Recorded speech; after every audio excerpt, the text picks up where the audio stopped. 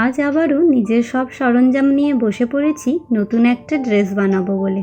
প্রথমে তো অনেক কনফিউজড ছিলাম কোথা থেকে কি করব। কারণ আজ আমার কাছে কাপড় অনেক কম ছিল, আর আমি চাইছিলাম একটা ফুল স্লিভ শর্ট কুর্তি বানাতে। কোনো মতে তো মেজারমেন্ট নিয়ে কাটিং করে নিলাম, কিন্তু তারপর এই সুসুতোর বক্সটা কিছুতেই খুলছিল না।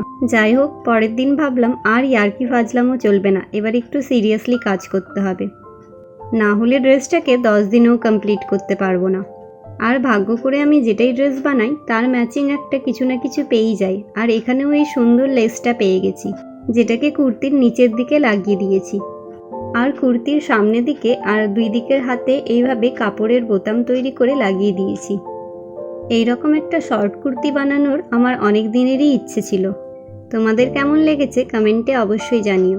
দেখা হবে তোমাদের সাথে নেক্সট কোনো ভিডিওতে। আজকের জন্য বাই বাই।